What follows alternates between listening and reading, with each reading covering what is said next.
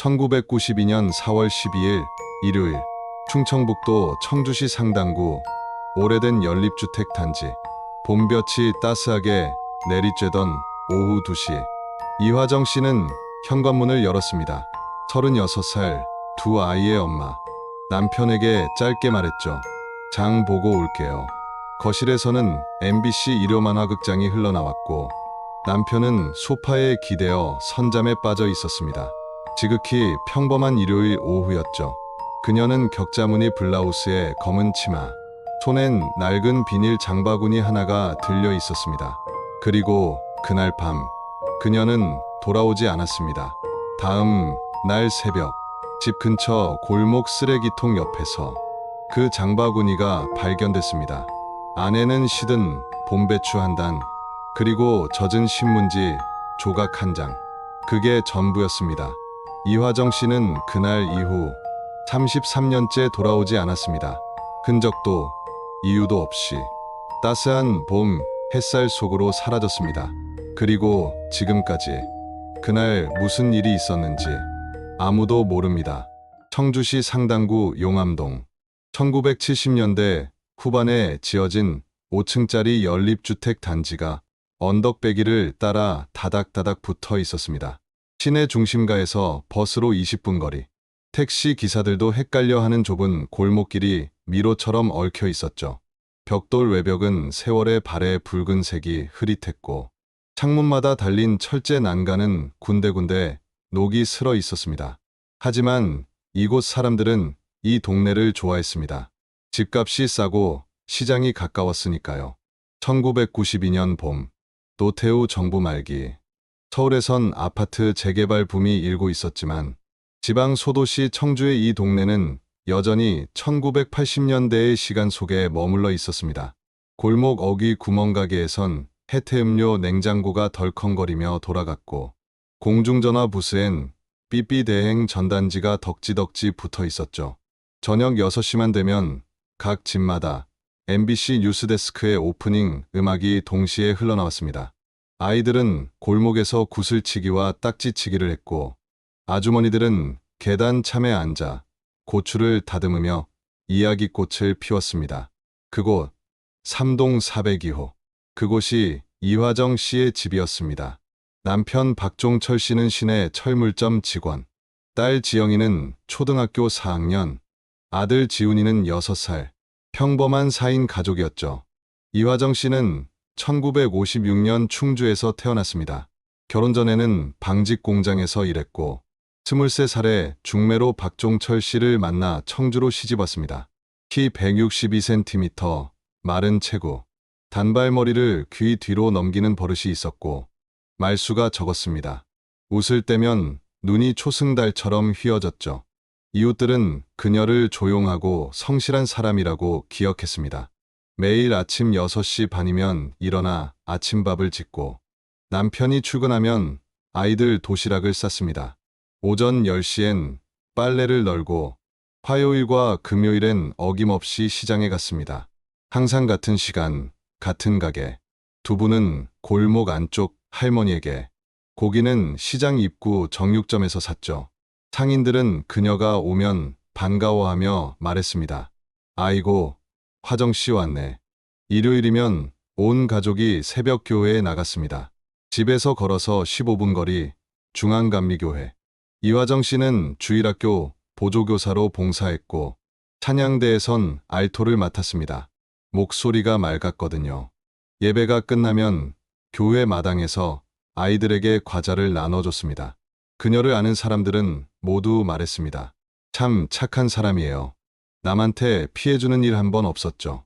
하지만 가까이에서 보면 조금 달랐습니다. 남편 박종철 씨는 과묵한 사람이었습니다. 퇴근하면 소주 한 잔을 걸치고 TV 앞에 앉는 게 하루의 전부였죠. 부부 사이는 나쁘지 않았지만 특별히 다정하지도 않았습니다. 같은 층에 사는 김순자 씨는 이렇게 말했습니다. 화정 씨가 웃는 걸 별로 못 봤어요. 항상 무표정했죠. 근데 그게 나쁜 표정은 아니었어요. 그냥 조용했어요. 1992년 2월쯤부터 이화정 씨에게 작은 변화가 생겼습니다. 이웃들은 그녀가 공중전화 부스에서 누군가와 통화하는 모습을 여러 번 목격했습니다. 집에 전화기가 있는데도 말이죠. 통화를 마치고 나오면 얼굴이 굳어 있었고 걸음이 빨라졌습니다. 같은 교회를 다니던 집사님은 이렇게 말했습니다. 3월 초에 화정 자매가 상담을 요청했어요. 뭔가 고민이 있는 것 같았는데 결국 말을 꺼내지 못하더라고요. 괜찮아요. 그냥 기도 부탁드려요. 그렇게 말했죠. 밤마다 그녀는 작은 책상 앞에 앉아 무언가를 적곤 했습니다.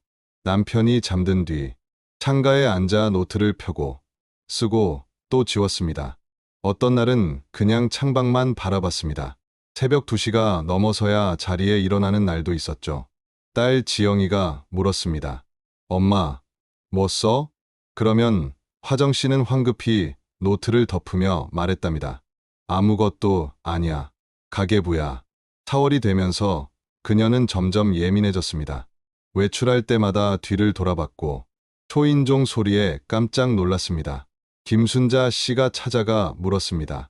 화정 씨, 무슨 일 있어요? 화정 씨는 고개를 저으며 말했죠. 아니에요, 언니. 괜찮아요. 그런데 손이 떨리고 있었습니다. 남편에게도 말하지 않았습니다. 아니, 어쩌면 남편은 알고도 모른 척했는지도 모릅니다. 4월 11일 토요일, 화정 씨는 장을 보러 나갔다가 평소보다 2시간 늦게 돌아왔습니다. 이유를 묻자 짧게 말했죠. 버스를 잘못 탔어요. 저녁을 차리면서도 멍하니 창밖만 바라봤고 밥을 태워버렸습니다. 그날 밤 그녀는 남편 옆에 누워서도 끝내 잠들지 못했습니다. 천장을 보며 눈만 깜빡였죠. 새벽 4시경 그녀는 조용히 일어나 거실로 나갔습니다. 탁자 위에 편지지를 펴놓았지만 한 글자도 쓰지 못했습니다. 그리고 다시 방으로 들어갔죠. 다음 날 4월 12일 일요일 아침 그녀는 평소처럼 일어나 아침밥을 했습니다. 가족과 함께 교회에 가서 예배를 드렸고 집으로 돌아와 점심을 차렸습니다.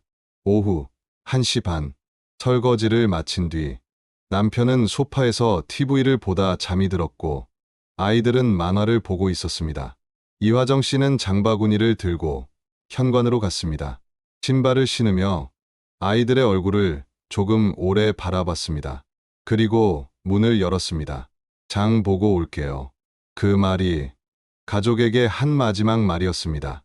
오후 2시 5분 4월의 햇살이 복도에 비스듬히 들어왔고 어디선가 라디오 소리가 희미하게 흘러나왔습니다. 이화정 씨는 계단을 천천히 내려갔습니다.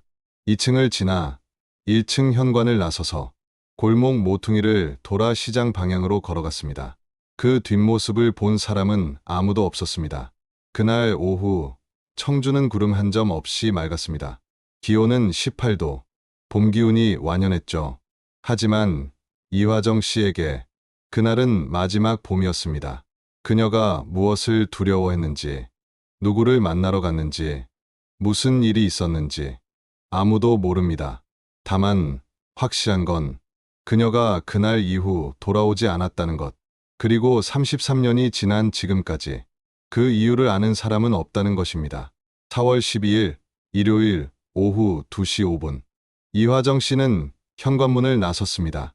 손에는 노란색 비닐 장바구니, 격자무늬 블라우스에 검은색 무릎길이 치마, 낡은 단화를 신은 평범한 주부의 모습이었습니다. 단발머리는 귀 뒤로 넘겨져 있었고 화장기는 없었죠. 그녀가 계단을 내려와 골목을 빠져나가는 모습을 본 사람은 단 한 명. 1층에 살던 이옥분 할머니였습니다. 당시 74, 마당에서 고추씨를 말리고 있었죠. 화정 씨, 장가요? 할머니의 말에 화정 씨는 고개만 끄덕였습니다. 말 한마디 없이 발걸음만 재촉했죠. 이상했어요. 평소엔 꼭 인사를 했는데 그날은 얼굴이 하얗고 표정이 없었어요. 무슨 생각에 잠긴 사람 같았어요. 오후 2시 8분 골목 입구 구멍가게 앞 가게 주인 박순희 씨가 평상에 앉아 라디오를 듣고 있었습니다. KBS 제1라디오 가요 무대가 흘러나왔죠. 화정 씨가 지나가길래 어디 가요? 했는데 그냥 지나가 버리더라고요. 평소보다 훨씬 빨리 걸었어요.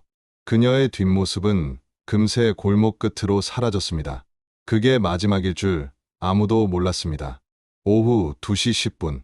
시장 입구에서 200m 떨어진 공중전화 부스. 청록색 금속 부스엔 삐삐대행 국제전화 가능 스티커가 붙어 있었습니다. 그 안에서 화정 씨가 목격됐습니다. 맞은편 문방구 주인 정미숙 씨는 말했습니다. 가게 문을 닫고 있었어요. 화정 씨가 전화 부스로 들어가더니 동전을 넣고 번호를 누르더라고요. 얼굴이 심각했어요. 통화는 길지 않았습니다. 1분, 아니 2분도 안 됐죠. 그녀의 입술이 움직였습니다. 정미숙 씨는 입모양을 또렷이 봤습니다. 미안해요. 그리고 고개를 숙였습니다. 잠시 후 다시 입을 열었습니다. 오늘은 안 돼요. 짧지만 단호한 말투였습니다. 하지만 그 말 끝이 떨리고 있었습니다. 통화가 끝났습니다. 그녀는 수화기를 내려놓았지만 부스에서 바로 나오지 않았습니다. 유리에 이마를 기댄 채 잠시 눈을 감았죠. 10초쯤 뒤 천천히 고개를 들었습니다. 그리고 정면을 바라봤습니다. 정미숙 씨도 그 시선을 따라 고개를 돌렸습니다. 그러나 아무도 없었습니다. 그저 골목 끝까지 퍼지는 봄 햇살뿐이었죠. 근데요, 화정 씨 표정이 그랬어요. 누군가 거기 서 있는 걸 본 사람처럼. 이화정 씨는 천천히 부스 문을 열었습니다. 장바구니를 다시 들고 시장 방향이 아닌 반대쪽 주택가 골목 안쪽으로 걸어갔습니다. 이상했어요. 장 보러 간다면서 시장 반대로 갔어요. 어디 가지? 했는데 금방 안 보이더라고요. 오후 2시 12분. 그녀의 뒷모습이 골목 모퉁이를 돌아 사라졌습니다. 검은 치마자락이 햇볕에 반짝이다. 그림자 속으로 스며들었습니다. 그게 마지막이었습니다. 시간이 흘렀습니다. 오후 3시, 4시, 5시. 해가 서쪽으로 기울 무렵 남편 박종철 씨가 낮잠에서 깼습니다. 엄마, 언제 와? 딸 지영이가 물었습니다. 곧 오겠지. 어디 들렀나 보다. 하지만 6시가 지나도 7시가 되어도 아내는 돌아오지 않았습니다. 불안해진 박 씨는 신발을 신었습니다. 시장으로 향했죠. 두부 가게, 정육점, 채소 가게. 모두 고개를 저었습니다. 오늘 안 왔는데요? 밤 10시. 파출소 문이 열렸습니다. 마누라가 실종됐어요. 경찰은 담담히 물었습니다. 언제 나갔습니까? 오늘 오후 2시요. 장 보러요. 가출 아닐까요? 보통 하루 이틀 뒤에 돌아옵니다. 그 말에 박 씨는 아무 말도 하지 못했습니다. 그녀는 그런 사람이 아니었거든요. 다음 날 오전, 박 씨는 회사에 결근 전화를 하고 다시 동네를 돌았습니다. 시장, 버스터미널, 기차역. 아내의 사진을 들고 물었지만 아무도 보지 못했다고 했습니다. 오후 3시쯤 김순자 씨의 외침이 들렸습니다. 종철 씨, 이거 봐요. 집 근처 골목 쓰레기통 옆에 노란색 장바구니가 놓여 있었습니다. 화정 씨가 들고 나간 바로 그것이었습니다. 바구니 안엔 시든 봄배추 한 단, 젖은 신문지 조각 몇 개. 그게 전부였습니다. 왜 여기 있지? 그 골목은 시장 가는 길이 아니었습니다. 오히려 반대편. 그때서야 경찰이 움직였습니다. 48시간이 지났습니다. 형사 2명이 현장을 조사했지만 흔적은 아무것도 없었습니다. 핏자국도 끌린 자국도 없었죠. 그저 장바구니만 덩그러니. 목격자는 단 한 명. 문방구 주인 정미숙 씨. 전화했어요. 그리고 사라졌어요. 경찰은 수첩에 적었습니다. 실종 일시 1992년 4월 12일 오후 2시경. 최종 목격 공중전화 부스. 발견 물품 장바구니, 봄배추, 신문지 조각. 용의자 없음. 범죄 정황 불명. 사건은 그렇게 시작됐습니다. 아니, 시작이라기보다 사라짐이었습니다. 흔적도 없이 봄, 햇살 속으로 스며든 한 여자. 그녀가 누구를 만나러 갔는지, 무엇을 두려워했는지, 무슨 말을 듣고 돌아서야 했는지 아무도 모릅니다. 다만 한마디. 그녀의 마지막 말만이 남아 있습니다. 미안해요. 오늘은 안 돼요. 그 말의 의미를 아는 사람은 지금까지도 없습니다. 4월 14일 화요일, 청주경찰서 형사과에서 본격적인 수사가 시작됐습니다. 담당 형사는 이강수 경위, 43, 20년 경력의 베테랑이었지만 이번 사건은 그에게도 낯설었습니다. 흔적이 없어요. 완전히 공중분해된 것처럼. 그는 부하 형사 둘과 함께 현장을 다시 살폈습니다.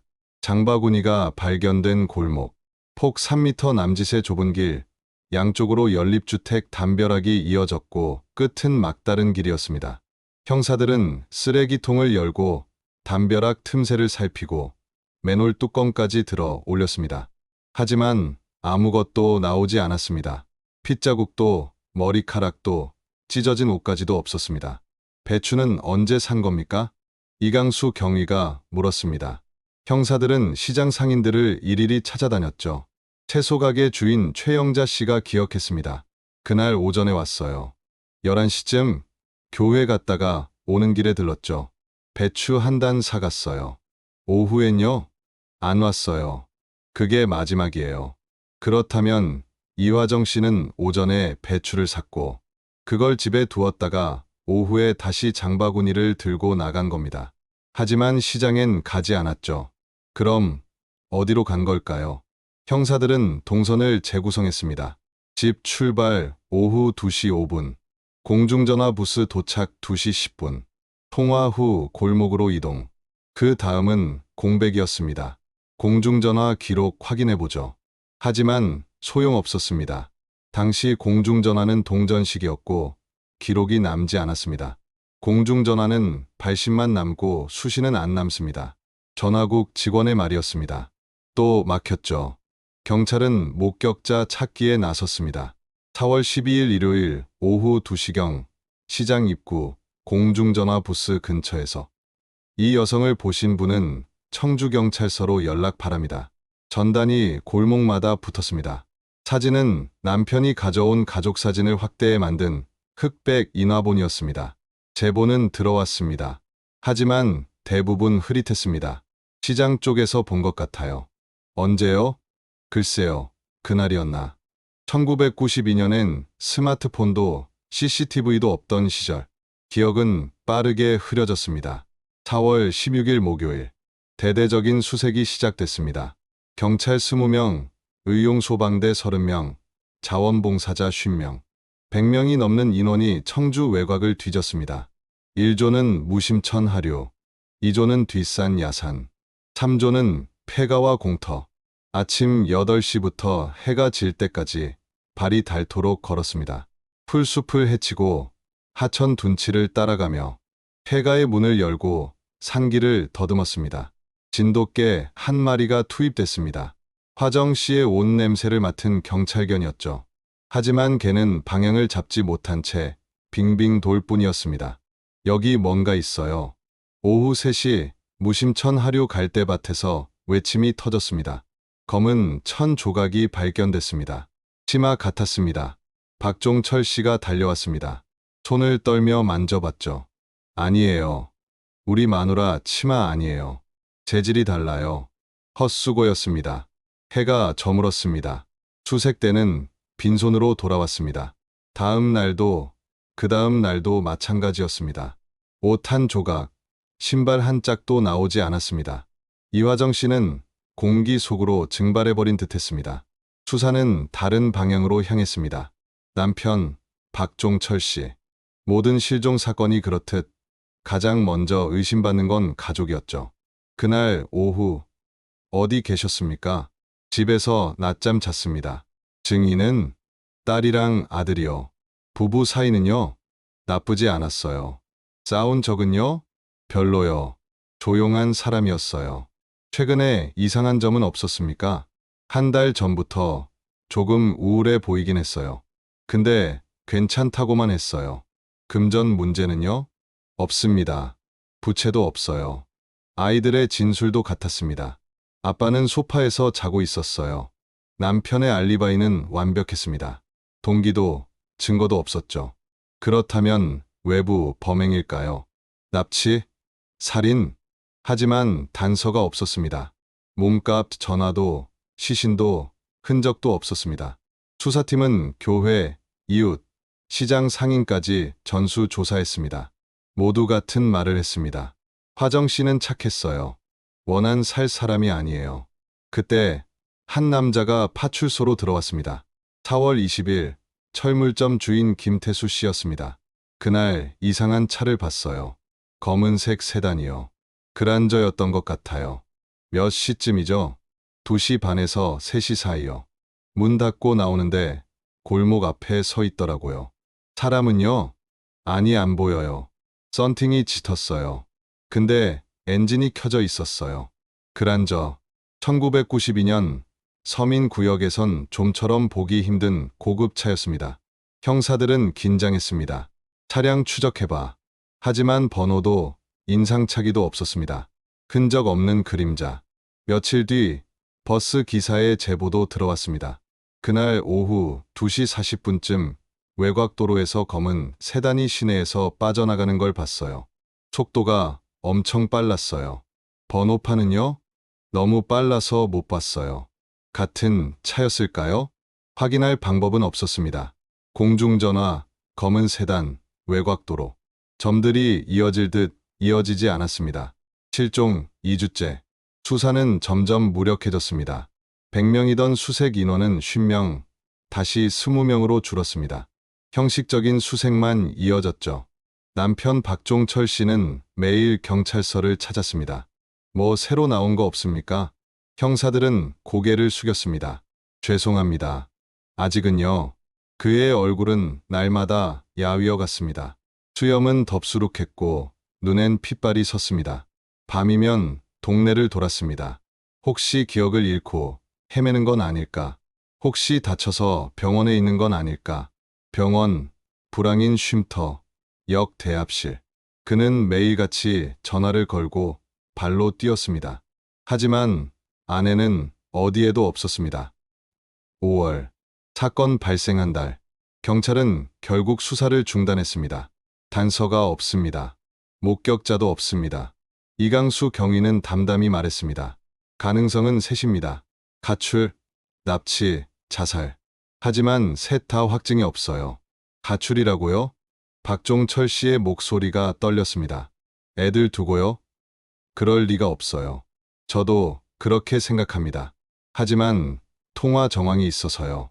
우리 마누라는 그런 사람 아니에요. 사건은 특이점 없는 실종으로 분류됐습니다. 범죄 정황 불명확, 피해자 생사불명, 용의자 없음. 미제 사건 파일 한 구석에 그녀의 이름이 적혔습니다. 남편은 혼자 남았습니다. 경찰도 이웃도 모두 그에게 말했습니다. 이제 현실을 받아들이세요. 하지만 그는 받아들이지 못했습니다. 매일 저녁 같은 자리에 섰습니다. 아내가 마지막으로 걸어 나갔던 그 골목 입구. 혹시 오늘은 돌아오지 않을까? 혹시 저 모퉁이에서 나타나지 않을까? 그러나 골목엔 바람만 불었습니다. 가로등 불빛만 흔들렸습니다. 그의 그림자가 길게 늘어졌습니다. 외로운 그림자, 기다리는 그림자, 끝내 답을 얻지 못한 사람 하나의 그림자였습니다. 4월 15일 수요일, 충청일보 사회면 하단에 작은 기사가 실렸습니다. 청주 주부 실종, 남편 애타는 수색, 6단 기사 속 흐릿한 흑백 사진 한 장. 그게 전부였습니다. 실종 경위, 인적 사항, 수사 현황, 건조한 문장, 차가운 활자들 뿐이었죠. 다음 날 아침, KBS 청주방송 총국 지역뉴스에서 30초가량 보도됐습니다.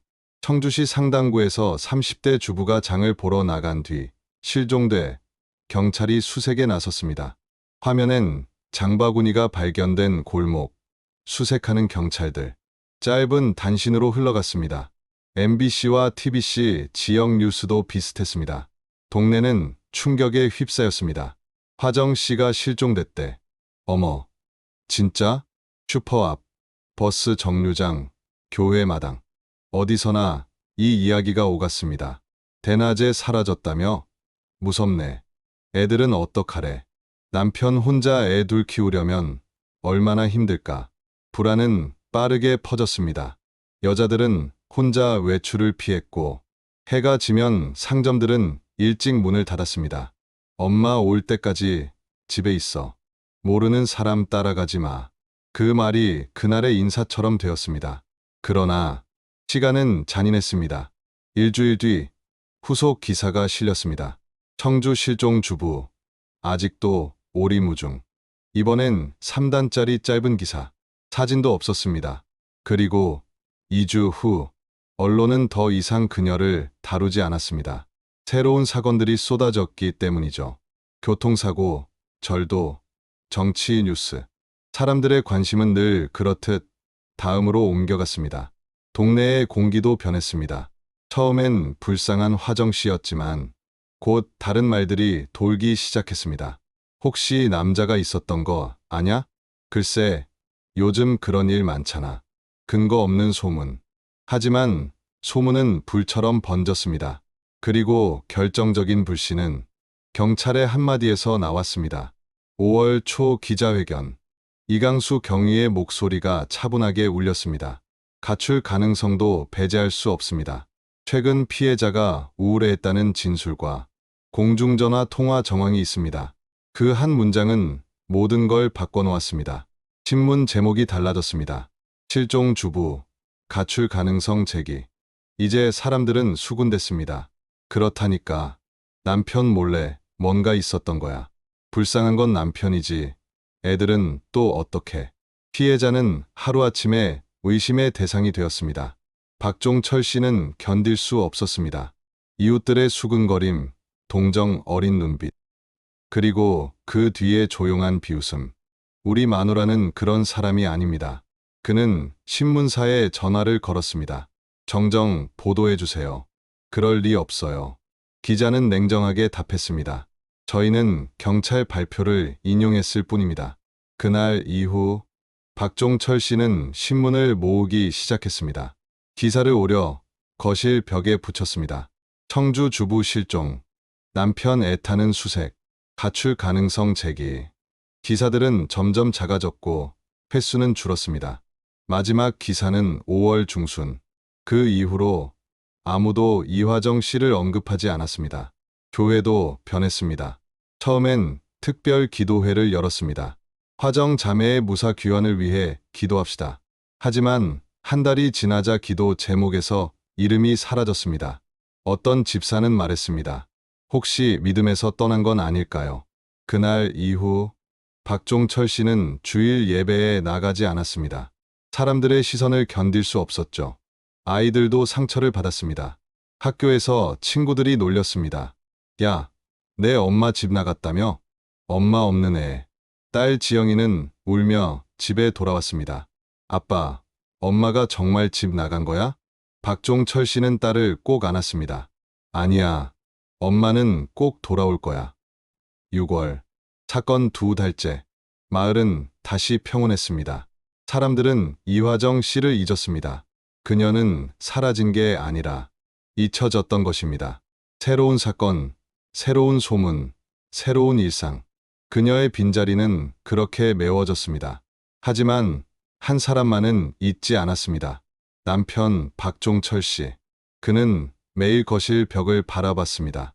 누렇게 발해가는 신문 조각들, 점점 작아지는 기사들.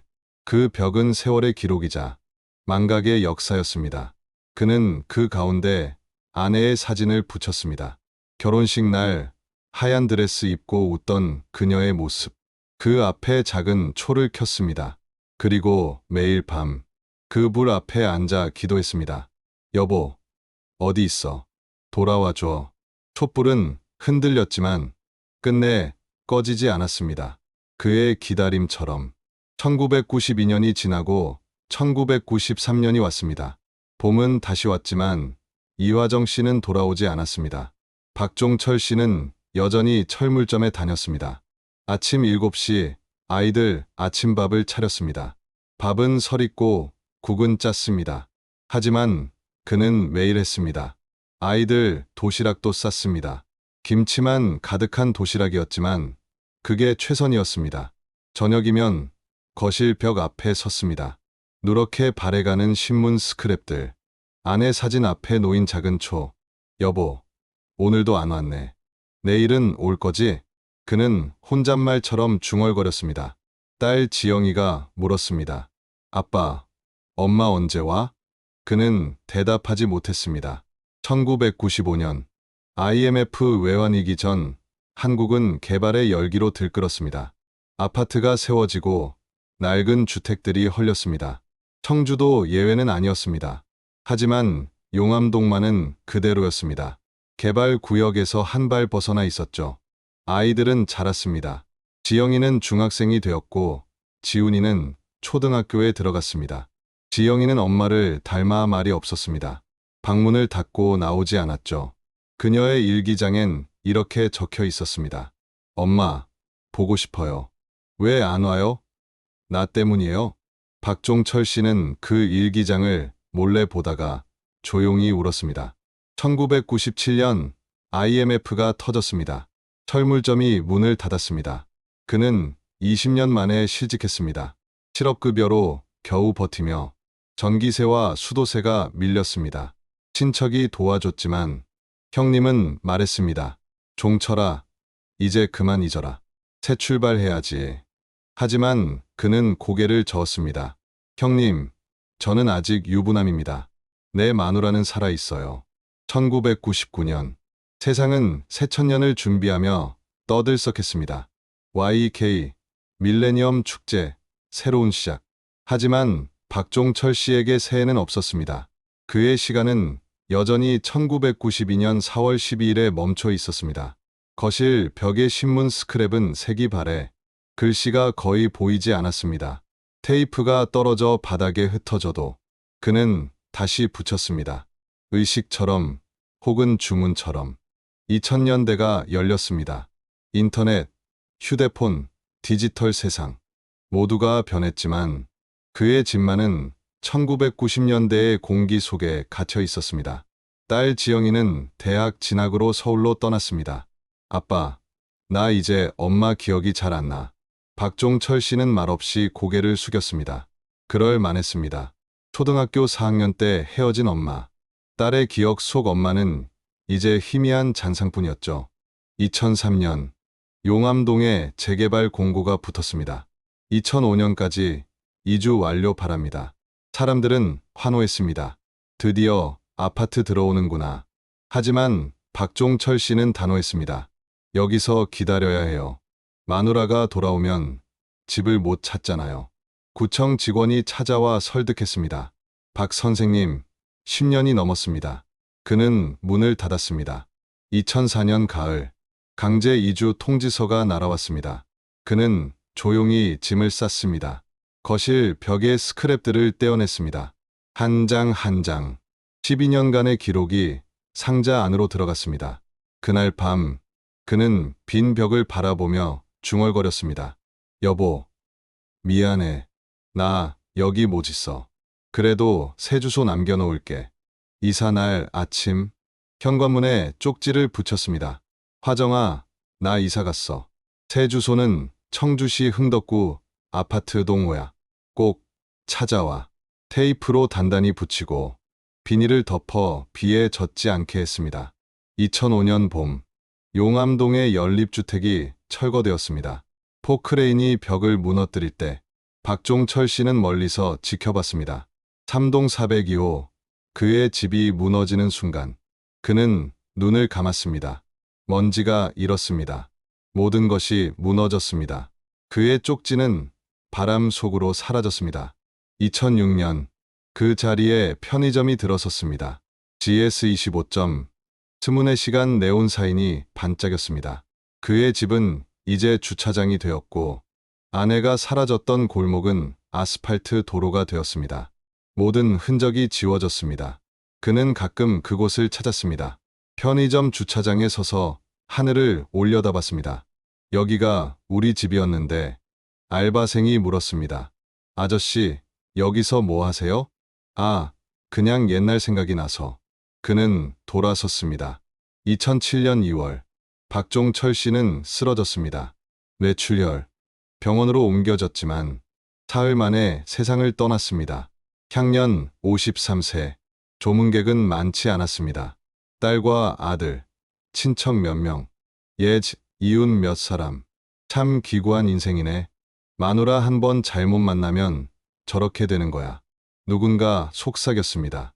하지만 지영이는 울부짖었습니다. 엄마 잘못이 아니에요. 엄마는 피해자예요. 유품을 정리하던 지영이는 낡은 상자 하나를 발견했습니다. 그 안엔 누렇게 바랜 신문 조각들, 그리고 검은색 표지의 노트 한 권. 첫 페이지엔 이렇게 쓰여 있었습니다. 그날 누가 전화했을까? 두 번째 페이지도, 세 번째 페이지도. 노트 전체가 그 문장으로 가득했습니다. 100여 페이지, 똑같은 글씨, 똑같은 문장. 그날 누가 전화했을까? 그날 누가 전화했을까? 페이지를 넘길수록 글씨가 흔들렸습니다. 마지막 페이지에는 떨리는 손으로 쓴 글씨가 겨우 남아 있었습니다. 화정아, 미안해. 지켜주지 못해서. 지영이는 노트를 끌어안고 울었습니다. 15년 만의 눈물이었습니다. 그날 이후 처음으로 엄마를 생각하며 흘린 눈물이었습니다. 그제야 알았습니다. 아버지는 15년 동안 그 질문 속에서 살았다는 걸, 놓지 못한 채 버티다 떠났다는 걸. 장례가 끝난 뒤 지영이는 동생에게 물었습니다. 지훈아, 아빠 유골 어디 모실까? 지훈이는 고개를 숙였습니다. 지영이는 말했습니다. 엄마 찾으면 그때 같이 모시자. 그때까지는 우리가 지키자. 그렇게 박종철 씨는 떠났습니다. 15년의 기다림 끝에 답을 얻지 못한 채. 하지만 이야기는 끝나지 않았습니다. 그의 마지막 문장은 지금도 어딘가에서 메아리 치고 있을지도 모릅니다. 그날 누가 전화했을까? 2021년 4월 청주경찰서 형사과 미제사건팀. 젊은 형사 최민호 경위가 오래된 서류처를 들춰보고 있었습니다. 1992년 4월 12일 청주시 상당구 주부 실종. 파일은 얇았습니다. 사진 몇 장, 진술서 몇 장, 그리고 도장 하나. 증거 불충분, 수사 중단. 그는 덮으려다 멈췄습니다. 공중전화 통화 신원 미상. 그 한 줄이 마음에 걸렸습니다. 누구와 통화했을까? 왜 밝혀내지 못했을까? 그는 오래된 기록을 하나하나 살폈습니다. 현장 사진, 당시 수사일지, 목격자 명단. 대부분은 세상을 떠났거나 이사를 갔습니다. 하지만 몇몇은 아직 청주에 남아 있었습니다. 최경희는 그들을 찾아 나섰습니다. 29년이 지난 사건이었지만 어쩌면 누군가 기억할지도 몰랐습니다. 10번째 방문지. 당시 시장에서 생선 가게를 하던 박상철 씨, 79세. 이화정이요? 기억나지요? 조용한 여자였어요. 최경희가 물었습니다. 그날 4월 12일 일요일. 뭔가 이상한 걸 보신 적 없나요? 노인은 잠시 생각에 잠겼다 말했습니다. 그 여자가 공중전화 앞에서 남자랑 말다툼을 했어요. 최경희는 몸을 기울였습니다. 남자요? 그래요. 키 크고 각진 얼굴. 공사장 옷 비슷한 걸 입었어요.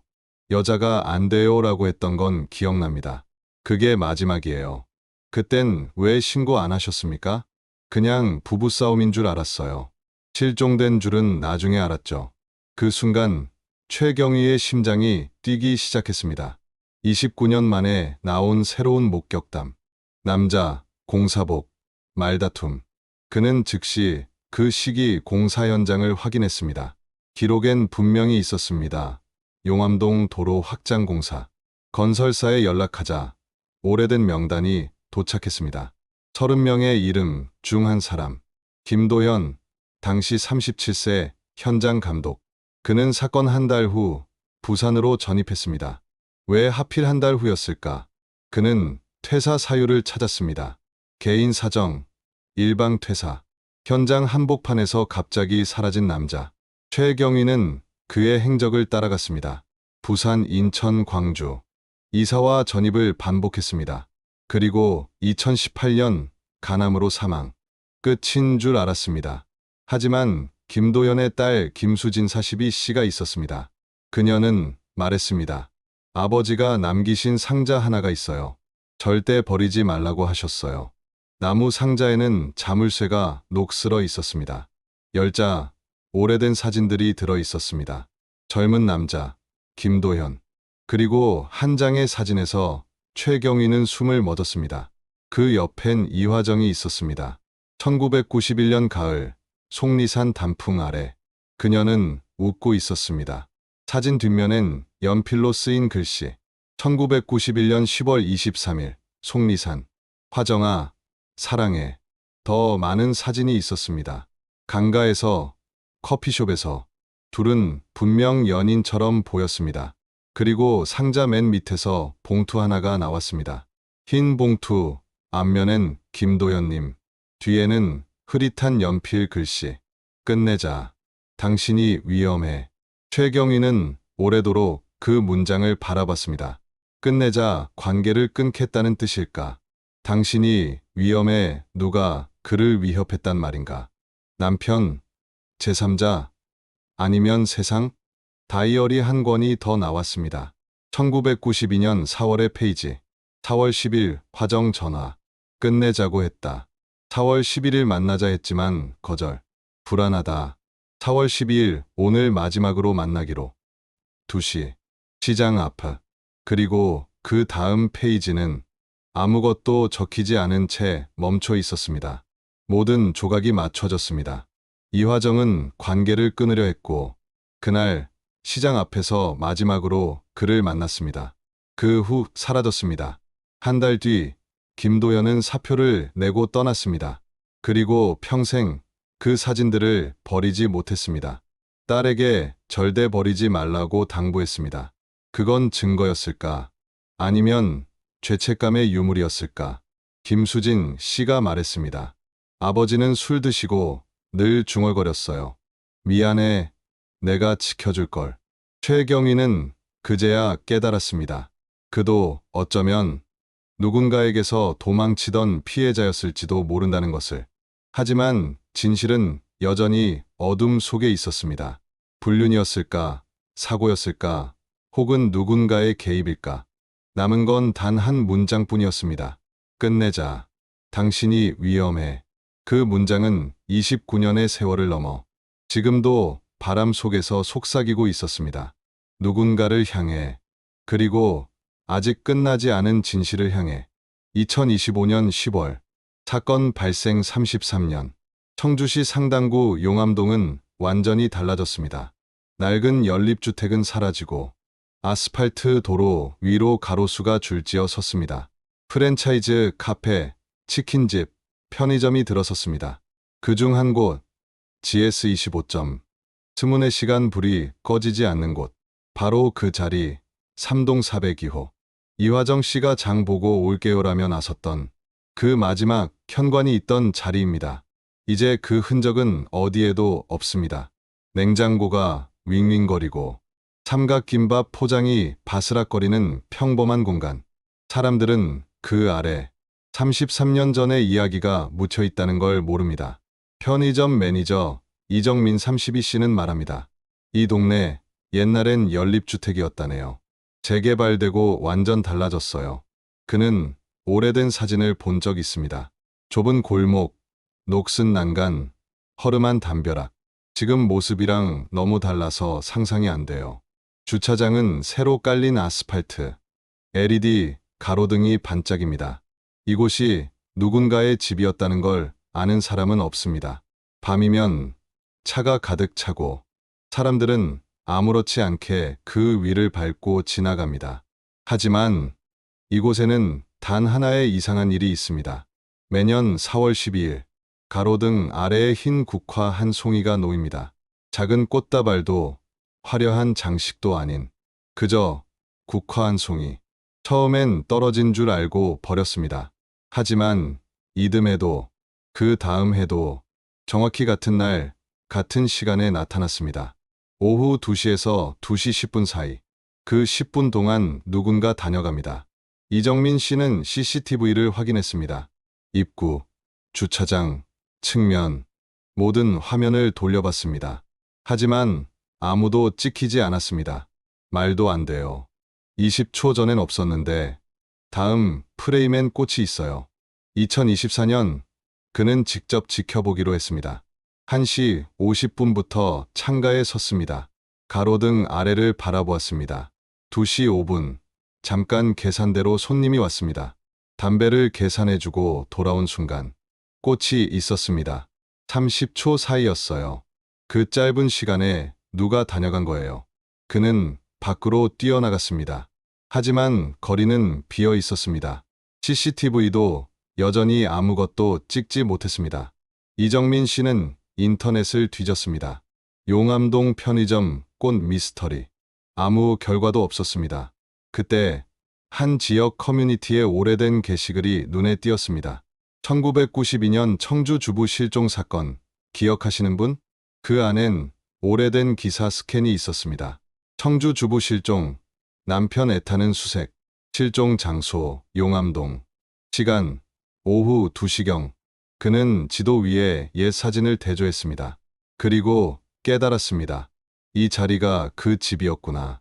신고를 고민했지만 무엇을 어떻게 말해야 할지 몰랐습니다.